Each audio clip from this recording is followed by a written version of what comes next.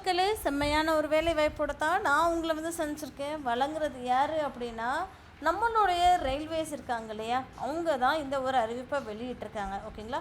National high speed railway corporation limited அப்படின்னு சொல்லக்கூடிய government of செக்டாரோடைய ஒரு ஆர்கனைசேஷன் தான். சரிங்களா.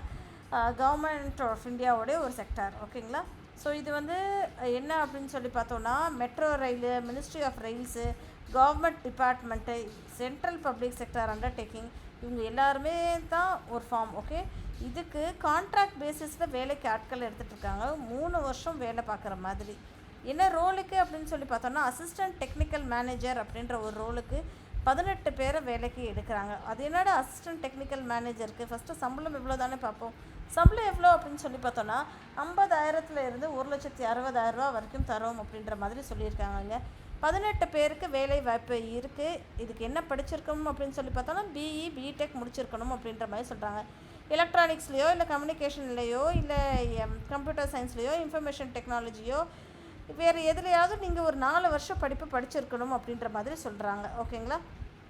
இது எங்கே அப்படின்னு சொல்லி பார்த்தோன்னா, எக்ஸிக்யூட்டிவாக இருக்கணும், டெக்னிக்கலாக இருக்கணும், வயது குறைந்தபட்சம் 45 இருக்கணும் அப்படின்ற மாதிரி சொல்கிறாங்க.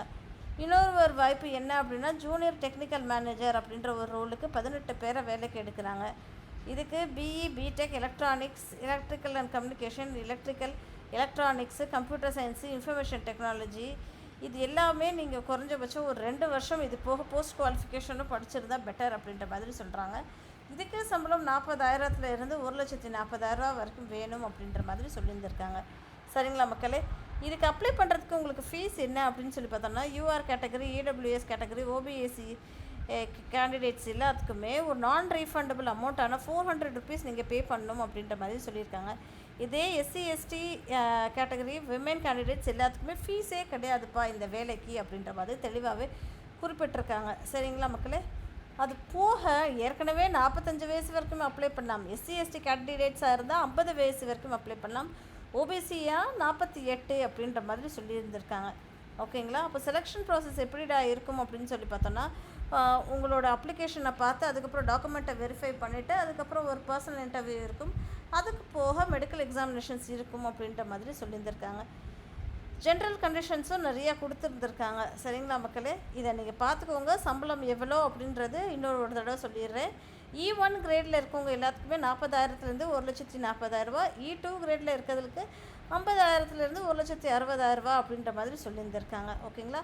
ஆன்லைன் ரெஜிஸ்ட்ரேஷன் எங்கே பண்ணணும் அப்படின்னா, www.nhsrcl.in அப்படின்ற ஒரு இணையதளத்தில் தான் நீங்கள் பண்ணணும் அப்படின்ற மாதிரி சொல்லியிருந்திருக்காங்க. இந்த மாதிரி நீங்கள் ரெகுலராக தெரிஞ்சுக்கணும்னு ஆசைப்பட்டீங்கன்னா மறக்காமல் சேனலை சப்ஸ்கிரைப் பண்ணிக்கோங்க. ஓகேங்களா. கேண்டிடேட்ஸ் எல்லாமே என்ன பண்ணணும் அப்படின்னா, உங்களோட ஆன்லைன் அப்ளிகேஷனை ஹார்ட் காப்பியாக உங்களுக்கு நீங்கள் அனுப்பிச்சி விடணும். எந்த அட்ரஸ்க்கு அப்படின்னு சொல்லி பார்த்தோன்னா, general manager, national high speed rail corporation limited, world trade centre, 5th floor, tower D, Nauroji Nagar, new Delhi அப்படின்ற மாதிரி சொல்லியிருந்திருக்காங்க. அதில் என்ன எழுதியிருக்கணும் அப்படின்னா, அப்ளிகேஷன் ஃபார் த போஸ்ட் என்ன அப்படின்றது எழுதியிருக்கணும். ஓகேங்களா. வேகன்சி நம்பரும் சேர்த்து எழுதிக்கோங்க அப்படின்ற மாதிரி சொல்லியிருக்காங்க. மறக்காமல் சேனலை சப்ஸ்கிரைப் பண்ணிக்கோங்க. All the best.